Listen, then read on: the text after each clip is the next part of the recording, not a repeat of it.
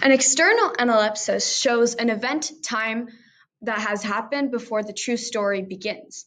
For example, in Harry Potter and the Sorcerer's Stone, when baby Harry sees his parents being killed by Voldemort. This event is turned into a flashback, which the characters talk about to help the readers understand the story. Chelsea, what can you tell us about internal analepsis? So it shows an event that has already happened that the character is reconsidering. So an example, in Fast and Furious 6, when Hobbs lets Dom and Brian go as long as they leave the vault. When he opens it, it's empty, and then he recalls the incident. This shows that they're going back to something that has already happened in the story, and they're further explaining it. So these are some literary examples of allusions. So Annyka, what's the first one? Speak to my gossip, Venus, one fair world. Venus is an allusion from Roman goddess of love in Act 2, Scene 1 of Romeo and Juliet. The next one, it's a bona fide piece of printed matter. It fooled me, the fellas of regular Belasco. Allusion to the theater producer David Belasco, The Great Gatsby. The next one is, I have been used to consider poetry as the food of love. This is an allusion to Shakespeare's line in his play Twelfth Night. Chelsea, how can we spot a flashback? So for example, in movies or TV shows, a cutscene, for example, in the TV show Euphoria.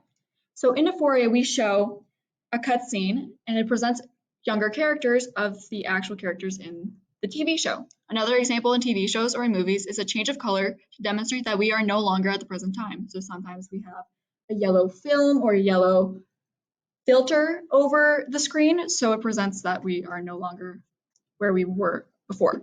In books, we normally show a page or put a title on a page that says, for example, 20 years earlier. We can also see this in TV shows and movies with subtitles. So how do we spot an allusion? Well, if something is oddly familiar to you, if something sticks out to you and you're not sure where you heard it from or you don't understand the word, it's probably an allusion. If we take, for example, the line, I am your father from Darth Vader in Star Wars, this reference might help an audience understand the context better because it's a reference that everybody's heard of, even if they haven't watched the series. What's the daily usage of allusions? So we have sarcasm, comic relief, and point making. So first of all, sorry, Mary, we don't have your lamb.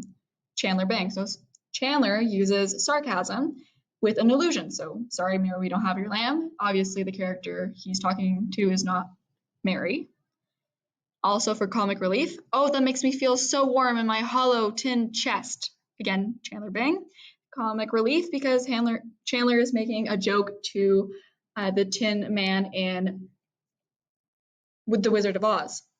Also in point making, you're as annoying as Kimmy Gibbler. So this presents a character that is in Full House and makes a point of how annoying a person is.